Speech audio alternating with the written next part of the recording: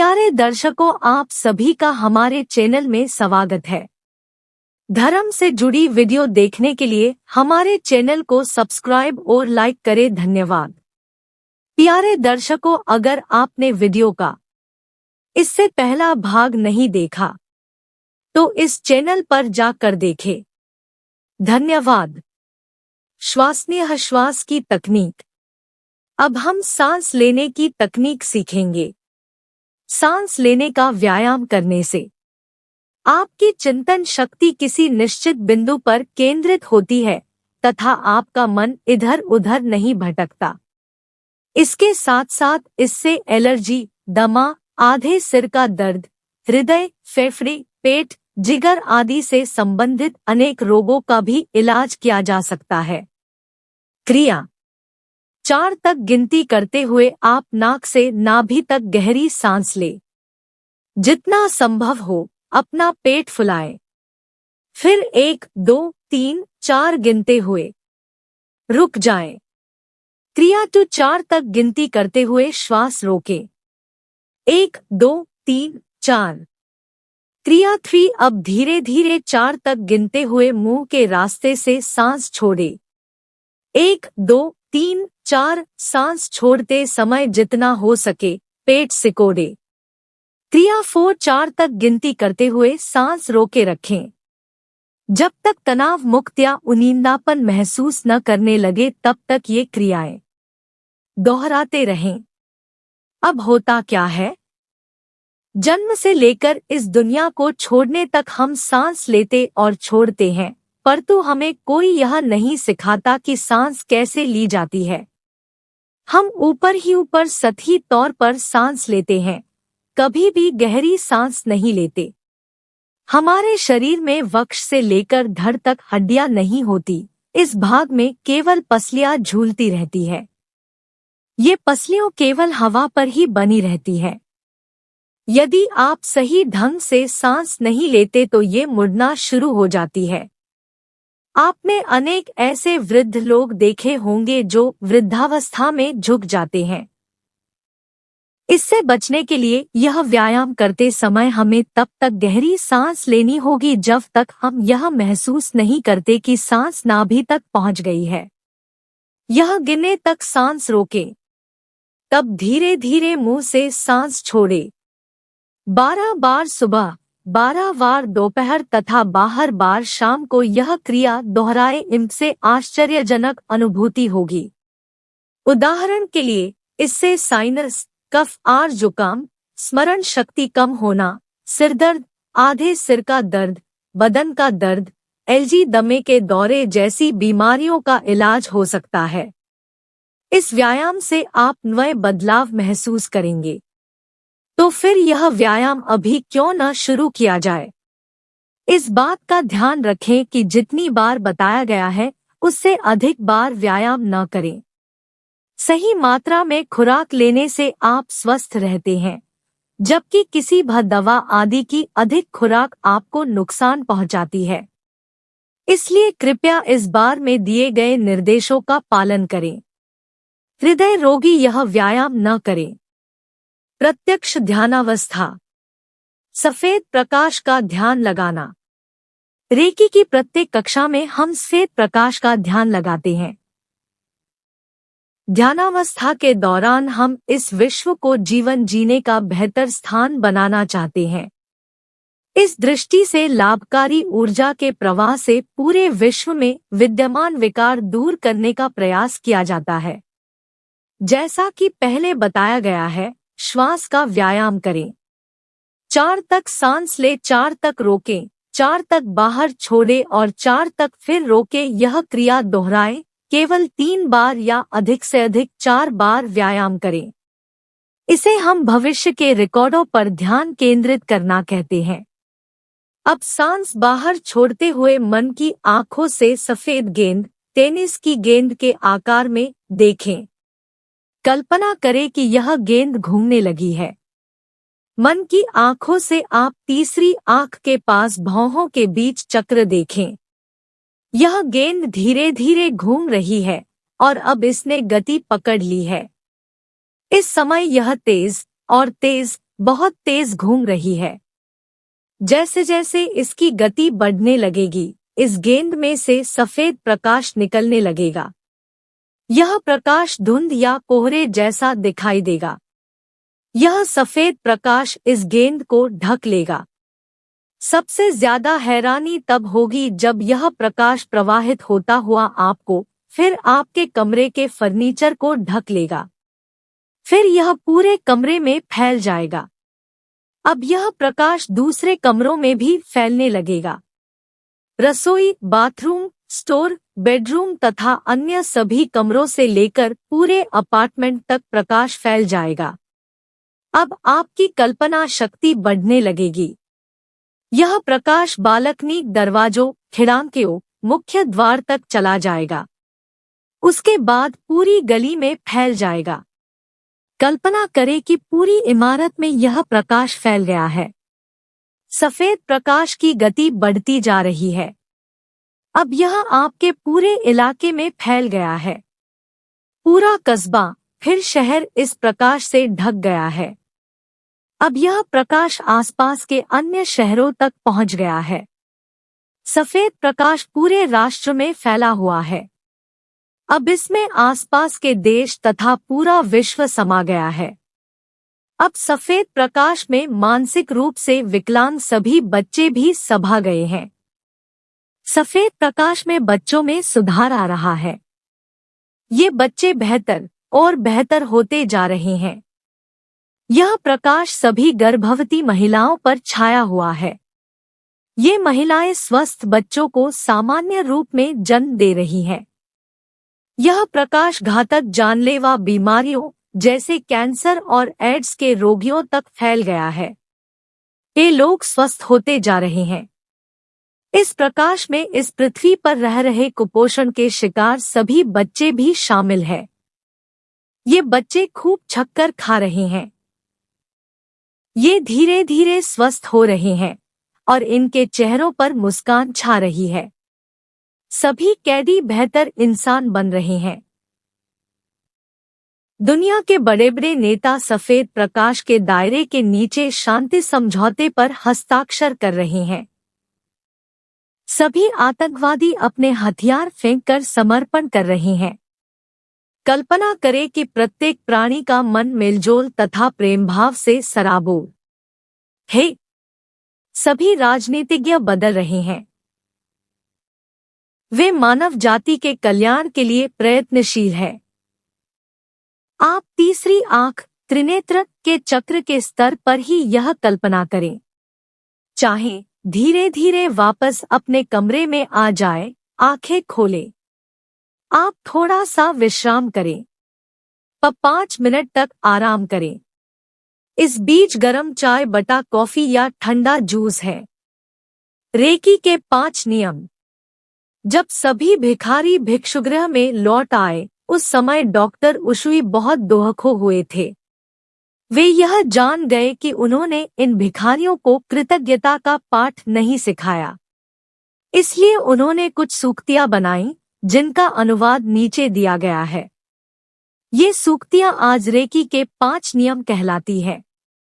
1. आज मैं सभी के प्रति कृतज्ञ रहूंगा बटा रहूंगी। 2. आज मैं कोई चिंता नहीं करूंगी। 3. आज मैं क्रोध नहीं करूंगा बटा करूंगी। 4. आज मैं ईमानदारी से रोजी रोटी कमाऊंगा बटा कमाऊंगी।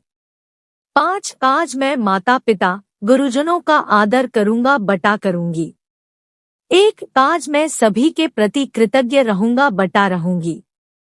जब हम कृतज्ञ होकर जीते हैं, तब जीवन में समृद्धि आती है। जब हम निरंतर सभी के प्रति कृतज्ञता का भाव रखते हैं, जब हम प्राप्ति के संबंध में नहीं बल्कि ज्ञान प्राप्ति के लिए आभारी होते हैं तथा अडिग विश्वास रखते हैं, तब समृद्धि खिंचकर चली आती है। समूहगत अचेतन अवस्था के साथ जुड़ने या चेतना के अभाव के कारण तथा हालात पर निर्भर होने के कारण हम वस्तुतः से, इस आत्मा से अलग रहते हैं। प्राचीन काल में प्रमुख दार्शनिक तथा धार्मिक व्यवस्थाओं की मूलभूत संकल्पना सर्व संपन्नता या सर्वजन की तृप्ति थी। यह सिखाया जाता था कि स्वयं को समझना परमात्मा को समझना है। गहराई में इससे भय को प्रेम में, अज्ञान को ज्ञान में तथा अभाव को समृद्धि में बदला जा सकता है।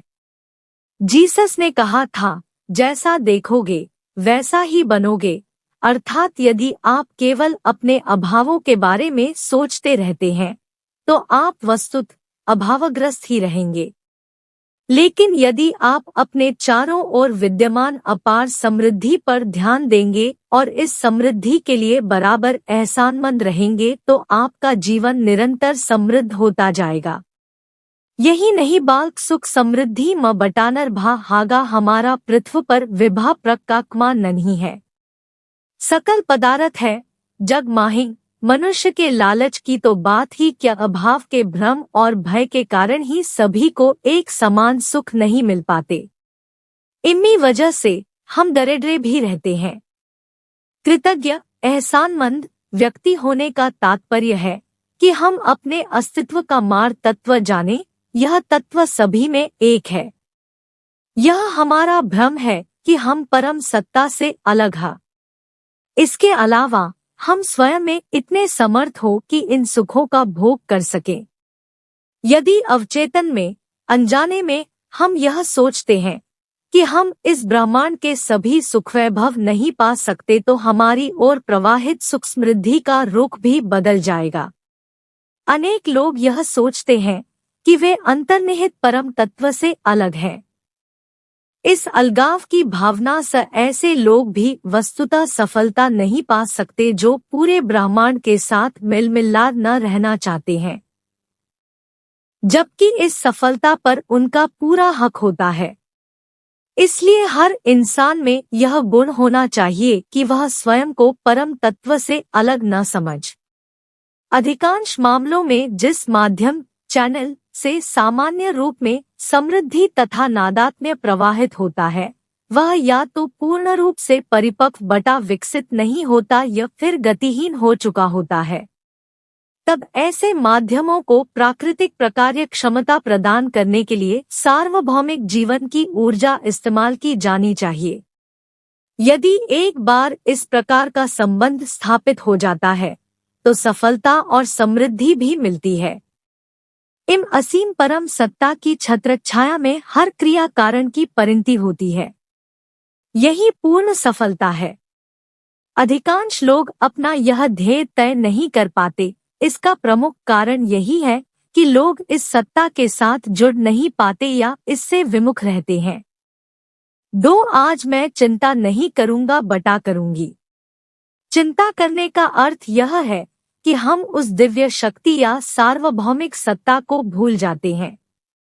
यदि हम वास्तव में अपने भीतर विद्यमान परम सत्ता के दिशा निर्देशन के अनुकूल रहते हैं तथा प्रतिदिन अपनी सर्वोत्तम योग्यता के साथ जीते हैं तो हम इस तथ्य से अवगत हो जाते हैं कि हमने अपनी सामर्थ्य के अनुसार कार्य किया है, शेष उस सार्वभौमिक जीवन सत्ता पर छोड़ दिया है।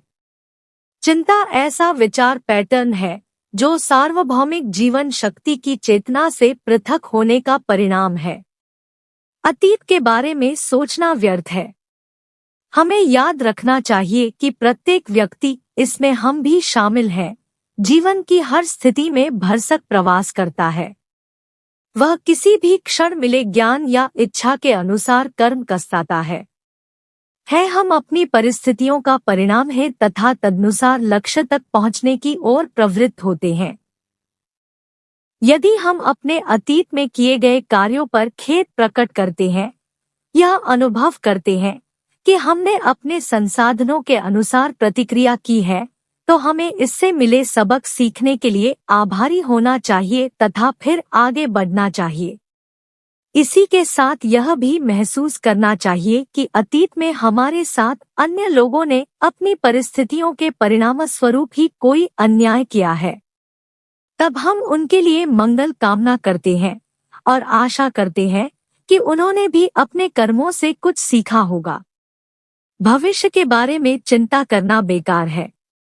कहा जाता है कि जीवन से हमेशा शुभ की आशा रखें।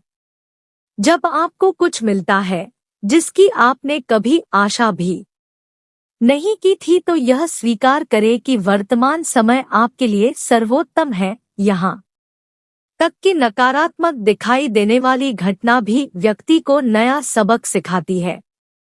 हमारे अनुभव अवचेतन स्तर पर कुछ नया सीखने के लिए ऐसी स्थिति के सर्जन में सहायता करते हैं।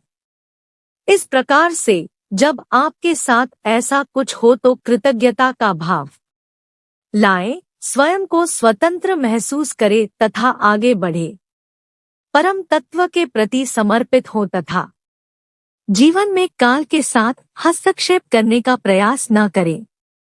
यह जान ले कि तब तक हमारी पूर्णता इन घटनाओं के समकालिक होती है जब तक पदार्थों की योजना में हम स्वयं पूर्ण होते हैं। विचार के अतार्किक पैटर्न का परिणाम चिंताएं हैं जिनसे सीमाएं खड़ी होती है तथा चेतना से अलगाव उत्पन्न होता है। हमें उच्चतर आत्मभाव के प्रति समर्पित होकर स्वयं को चिंताओं से मुक्त करना चाहिए। 3 आज मैं क्रोध नहीं करूंगा बटा करूंगी। वस्तुतः क्रोध अनावश्यक भावना है। अधिकांश बेकार प्रतिक्रियामूलक भावनाओं के समान इस भावना की जड़ें भी सार्वभौमिक चेतना से अलग हो जाने पर उत्पन्न अपराधबोध में निहित है। क्रोध भाव आत्मनियंत्रण या संयम से परे रहने की इच्छा है। यह स्थिति नियंत्रणहीनता की भावना से उत्पन्न होती है। वस्तुतः यह दिव्य शक्ति या सार्वभौम जीवन के लक्ष्य के समकालिक होती है। अनेक लोग अपने जीवन को दिशा की लगाम अपने अहम भाव को थमा देते हैं।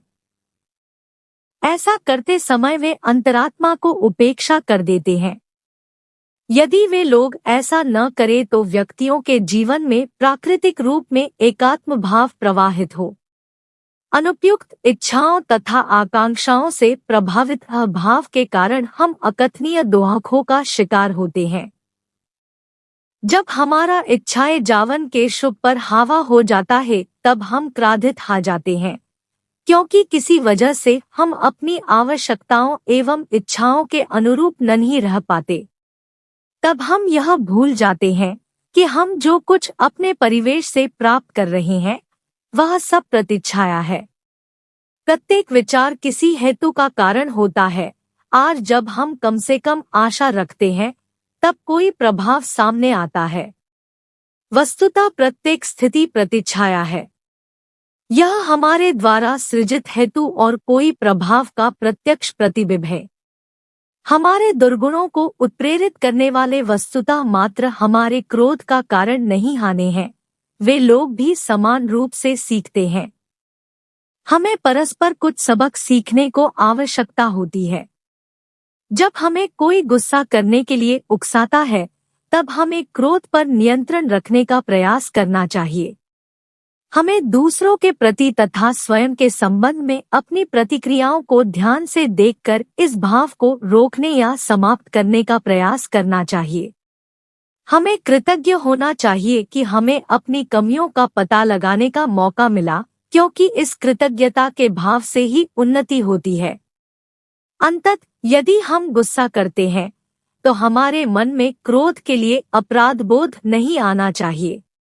पीढ़ी दर पीढ़ी यह भाव हमारे व्यक्तित्व में आता है, इसलिए जब अन्य लोगों द्वारा गुस्सा दिलाया जाता है तो एकदम उस समय शांत रहना कठिन होना है। इसके अलावा बेहतर बनने के लिए हमारी कुछ कामनाएं होती हैं, और जब हमारे मन मुताबिक घटित नहीं होता तब हम अपने ही संकुचित नजरिए से छोटी छोटी घटनाओं को देखते हैं। वेदना पहुंचाने वाली बटा दुखदायी भावनाओं के कारण हम गुस्से में चिल्ला उठते हैं।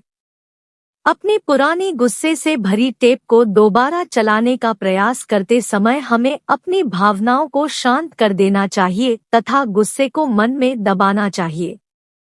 हमें शक्त होकर अपनी यह प्रतिक्रिया व्यक्त कर देनी चाहिए कि उस व्यक्ति की प्रतिकूल टिप्पणी से कितनी ठेस पहुंची है। यदि दूसरा व्यक्ति फिर भी अड़ा रहता है तो बुद्धिमत्ता इसी में है कि उसे उसके हाल पर छोड़ दे और कोई प्रतिक्रिया व्यक्त न करके अपनी शक्ति बटोरे। किसी भी घटना के प्रारंभ में हम कोई प्रतिक्रिया व्यक्त न करें बल्कि प्रेम भाव प्रकट करें। मुस्कुराते समय गुस्सा करना बहुत कठिन होता है, लेकिन जब हम मुस्कुराते हैं तब दूसरा व्यक्ति भी अनुकूल प्रतिक्रिया व्यक्त करेगा। अंततः गुस्सा ऐसी नकारात्मक ऊर्जा है जिससे शरीर में रोग उत्पन्न होते हैं। हमें रचनात्मक दृष्टि से इस ऊर्जा को रूपांतरित करना सीखना चाहिए। केवल आज मुझे गुस्सा नहीं करना, कृतज्ञ रहना है। 4 आज मैं ईमानदारी से रोजी रोटी कमाऊंगा बटा कमाऊंगी। एकात्म भाव से जीवन जीने के लिए अत्यधिक महत्वपूर्ण पक्ष अपने साथ ईमानदारी बरतना है। अपने प्रति ईमानदार होने का अर्थ सभी पदार्थों में व्याप्त सत्य का सामना करना है। अधिकांश लोग उस समय कल्पना लोक में ही खोए रहते हैं जब उनका यथार्थ से सामना होता है। जब हम यथार्थ के धरातल की सच्चाई से मुंह फेर लेते हैं तब हम अव्यवस्थित हो जाते हैं। कभी कभी इस विश्व के साथ क्रिया व्यापार करते समय सत्य की राह पर चलना कठिन हो जाता है, परंतु यदि हम गहराई से देखें, अपने व्यवहार को समझें और अपने जीवन से जुड़ी विविध परिस्थितियों एवं व्यक्तियों के प्रयोजनों का पता लगाएं तो हमारे मन में सभी व्यक्तियों के लिए करुणा भाव उत्पन्न होगा। विश्वास का अर्थ परम आत्मलक्ष्य प्रयोजन से जुड़ना है। सत्य के साथ जीवन जीना सबसे सरल है, सबसे कम जटिल है। सत्य स्पष्टता का मूल है। जब हम ईमानदारी से जीवन का सामना करते हैं तब हम उन बातों को स्पष्ट रूप से जान सकते हैं जो हमें सीखनी है। कम प्रयास करते हुए हम ये पाठ आसानी से सीख सकते हैं। मिथ्या जाल में जीवन बिताना अधिक जटिल है। मिथ्या जाल हमें सत्य की ओर जाने से रोक देता है। इसी वजह से हमें अपना रास्ता ढूंढने में कठिनाई आती है। यदि हम अपने प्रति ईमानदार हैं, तो हम दूसरों के प्रति भी ईमानदार होंगे। तब यदि बड़ी आसानी से हम दूसरों के प्रति वैसे ही ईमानदार होंगे जैसे हम अपना कार्य ईमानदारी से करते हैं, तो उस परम तत्व के प्रति सत्यनिष्ठ होंगे। सत्य हमारे मन में दूसरों के प्रति, स्वयं के प्रति प्रेम भाव रखने के लिए प्रेरित करता है। इससे हमारे जीवन में समरसता आती है। इसलिए केवल आज हमें प्रेमपूर्वक ईमानदारी से कार्य करना है, सत्यनिष्ठ जीवन जीना है। 5 आज मैं प्रत्येक मनुष्य के प्रति करुणा, प्रेम और आदर भाव रखूंगा बटा रखूंगी। वास्तव में हम सब एक ही स्रोत से उत्पन्न हुए हैं। यह स्पष्ट है कि जीवन के सभी रूप परस्पर आश्रित हैं। पृथ्वी पर हाल ही में हुए विनाशकारी परिवर्तनों से यह तथ्य सामने आया है। ये परिवर्तन मनुष्य की नाजुक पारिस्थितिकीय संतुलन के प्रति संवेदनशून्यता का परिणाम है। पृथ्वी पर जीवित रहने के लिए हमें इस बात का एहसास करा रहा है कि प्रकृति पर नियंत्रण रखने के लिए आत्मकेंद्रित प्रवृत्ति को छोड़ना होगा तथा सभी प्राणियों के प्रति प्रेम और आदर भाव रखना होगा। भौतिकी के अध्ययन से हम अब जान चुके हैं कि हम सभी एक ही स्रोत में उत्पन्न ऊर्जा है। यहाँ पर कोई ठोस पदार्थ नहीं बल्कि बदन कपन का विभिन्न स्तर है। पदार्थों के सभी रूप विभिन्न ऊर्जा स्तरों पर स्पंदित होते हैं। ये सभी परस्पर आश्रित है क्योंकि इनके बीच कोई ठोस बाधा नहीं है। इस प्रकार से जब हम सभी विभिन्न पक्षों को स्वीकार करते हैं तब इसका दूसरों पर भी प्रभाव पड़ता है। इसी प्रकार से जब हम दूसरों को स्वीकार करते हैं तो हम स्वयं के भीतर उनकी प्रतिच्छाया देखते हैं। परिणाम स्वरूप स्वयं या दूसरों पर प्रवर्तित सकारात्मक ऊर्जा इस ग्रह के समस्त प्राणियों का इलाज करने में मदद देती है। प्रत्येक व्यक्ति, पशु, पेड़ पौधे तथा खनिज पदार्थ संपूर्णता में शामिल है। दूसरों के प्रति प्रेम तथा आदर भाव रखने का अर्थ स्वयं तथा धरती माँ के प्रति प्रेम एवं आदर भाव रखना है। इसलिए केवल आज मैं हर प्राणी के प्रति प्रेम और आदर भाव रखूंगा बटा रखूंगी। अगला भाग देखने के लिए लाइक और सब्सक्राइब